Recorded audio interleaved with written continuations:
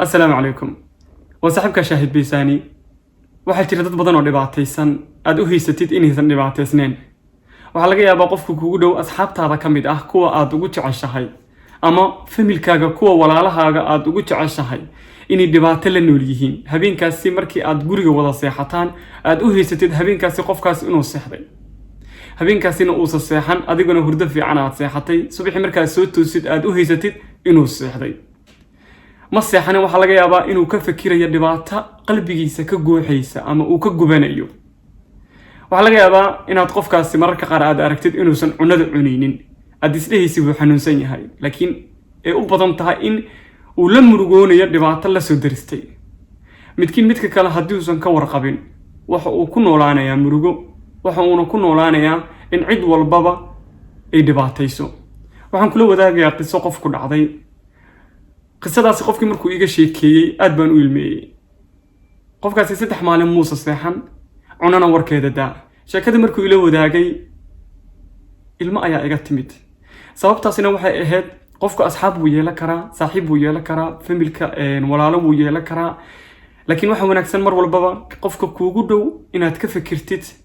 inaad noqotid qof dareen leh oo fiiri kara qofkaani xaaladda uu ku sugan yahay isbedelka ku dhacaya maanta haddii aad wiil tahay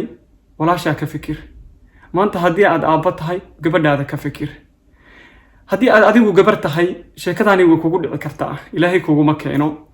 laakiin mar walba waxaa fiican inaad maskaxdaada isticmaashid walaalaha iyo aabbahaana aad siisid kalsooni aabbaha haddii uu ku kontroolayo ama walaalkaa haddii uu ku kontroolayo taa micnaheedu ma aha inay dhibaato kula rabaan laakiin waxaa iskaga qaldan qaabkii noloshaada loo maaray lahaa kontroolka badan waxa uu sababayaa in qofkaani dhibaato ay lugaha la gasho waxa dhacday wiil iyo gabar ayaa saaxiibo kaliya ahaa ama way dhici kartaa inay saaxiibo ahaayeen ama way dhici kartaa inaysan saaxiibo ahayn haddii gabadhu aabaheed ay ka baqayso uu kulkulul yahay haddii gabadhu walaalkeed ay ka baqayso uu kulkulul yahay qof walbaba oo barnaamij u soo bandhiga barnaamijkaasi oo nafteeda halis gelinaya waxay noqonaysaa mid aqbasha sababta ay ku aqbalaysa waxa ay tahay aabaheed ayaa aad u kulkulul walaalkeed ayaa aad u kulkulul gabadha walaasha uma baahna kulkuleel iyo control ee waxay u baahan tahay kalsooni inaad siisid kalsooni ay dibteeda kuugu sheegi karto kalsooni ay kuugu sheegi karto waxa markaasi la soo dirsay laakiin haddii ay ka baqayso controlkaaga ah inaad u cagajugleynaysid inaad indhaha u shidanaysid taasi waxay sababaysaa haddii uu markaasi la soo dirso dhib inay dhibtaasi u bareerto waxa dhacday sida aynu ognahay WhatsApp-ka haddii aad maanta WhatsApp adigu leedahay friends aniga ila tahay oo aad marar badan assalaamu calaykum ii soo qortay ama aad ila soo hadashay meesha numberkaaga aan ku save garay lahaa magacayga waxaan ku save garay karaa wax walba oo aan rabo waxaa haddana dhici karta haddii aan maanta adigu dan kaa leeyahay ama aan ku jeclaaday ama aan raba inaan kula socdo ama aan doonayo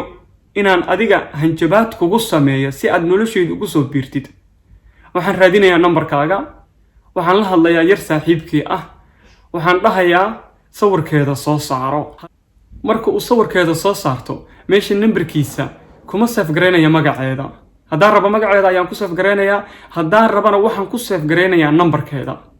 qof walba oo numberkeeda arka iyo sawirkeeda arka waxa uu moodayaa gabadhaasi inaan wada hadalno waayo numberkeeda waxa laga yaabaa hooyadeed inay taqaano aabaheed inuu yaqaano walaalkeedna inuu yaqaano waxa dhacday marka gabadhaani dad baa u tashtay gabadhaani waa loo tashtay qaabkaas oo kale lagu sameeyay sawirro sidaan ognahay social media waxa jira video aad u tiro badan Instagram-ka ku jira TikTok-ka ku jira gabdha video iska soo duuba laakiin wajigooda qariya qaarka hoose kaliya soo duubo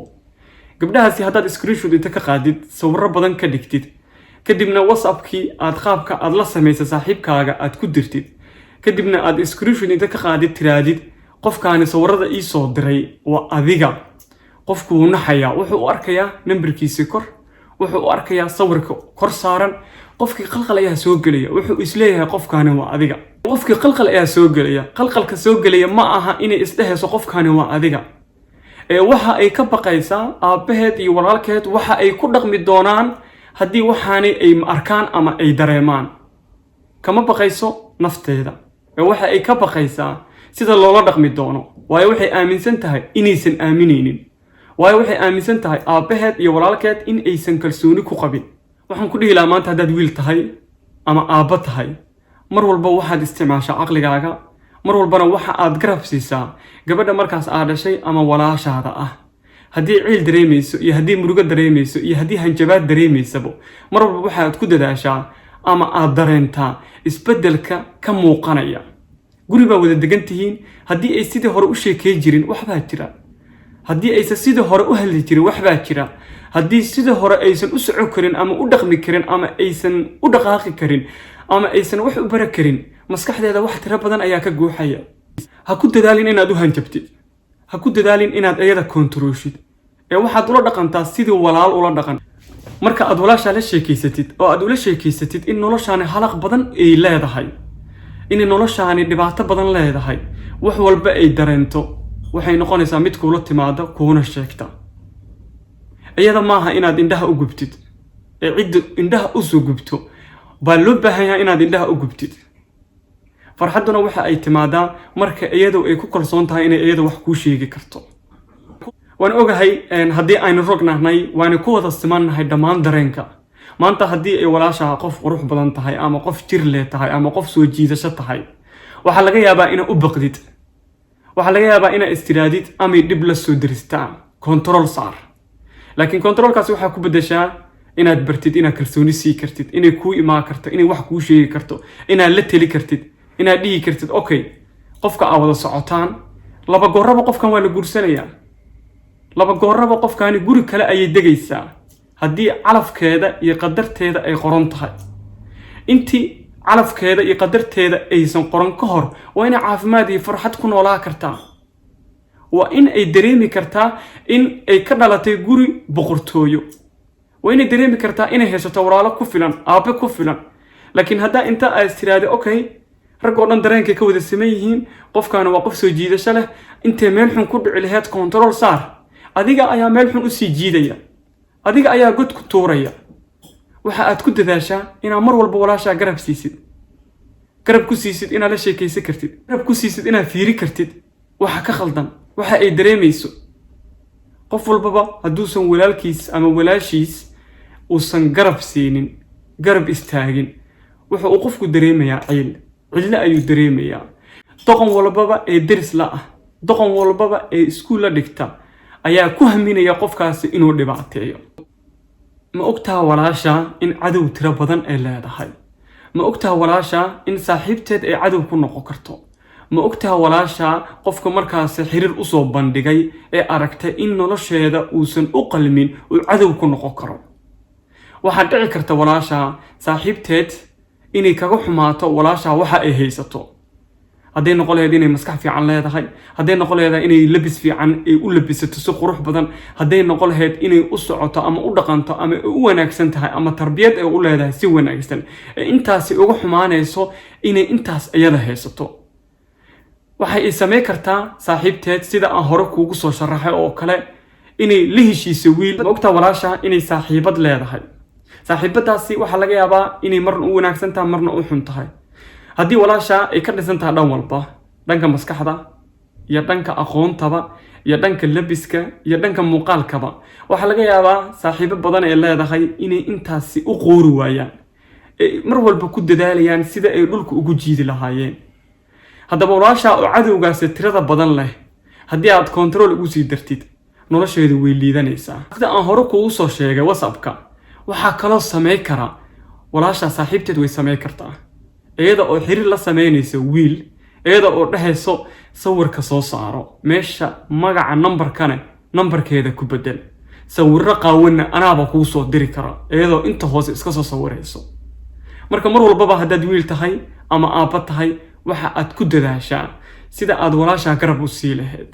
sida aad walaashaa u noqon lahayd qof dugaal u ah ka difaaca dhammaan xumaha had ku dadaalin inaad iyada kontaroolshid kontaroolku nafteeda ayuu sii liidayaa wax badan ay kuu sheegi lahayd bay kaa qarinaysaa wax badan ay kula wadaagi lahayd bay kaa qarinaysaa wax badan ay nafteeda go'aan u gaari lahayd iyada kartideeda isticmaali lahayd bay la dhimanaysaa waayo waxa ay ka fikiraysaa haddii dhibaato ay la soo daristo kama fikiraysa dhibaatada sida u xal lahayd ee wixii ay ka fikiraysaa waxa idinkaga imaanaya aabba waxa kaga imaanaya hooyo waxa kaga imaanaya walaalo waxa kaga imaanaya inta ay dhankan ka fikirayso dhibaatadan waa ku badanaysaa dhibaatada markay ku badato waxa is leedahay inta ay ceebtaan beenta ah laga abuuray inta ceebtaan beenta ah ee familkaaga gaari lahayd wax walbaba oo qofkan kugu sameynayaba u bareer dhig halkaasina waxa ku lumaya nolosheeda haddaad gabar Soomaaliyeed tahay mar walba maskaxdaada isticmaal wixii ku dhibaya ama wixii ku soo hor istaagaya ama wixii ku liidaya mar walba waxa aad ku dadaashaa inaad raadisid qof ka caawiyo qof aad kula hadashid qof aad dareensiisid ma aha sirahaaga inaad qofku u sheegtid ee waxa aad u sheegtaa kaliya haddii qof saa ku dhacdo maxaa xalaha muxuu sameey karaa qofkaasi uma fahmayo inay adiga kugu dhacday ee wuxuu u fahmayaa inaad macnaha dee wax xog inaad wadaagaysaan fikrina isdhaafsanaysaan ha ka baqin in qofku uu adiga ka shakiyo waayo qof isku kalsoon mar walba noqo markaad isku kalsoon tahay qofna kaama shakinayso haddaad wiil Soomaaliyeed tahay walaashaha controlling ee waxa aad dareensiisaa inay dhankaaga kalsooni ka hesho inay dareento in uu la nool yahay ama walaal leeyahay boqor karti leh kaasi ay u soo bandhigi karto wax walba oo qalbigeeda ka guuxayo hadda aabba tahane waxa laga yaabaa in istiraadi qayladu wax bay bedeshaa laakiin qayladu wax ma bedesho inay wax si haleysa ma ahane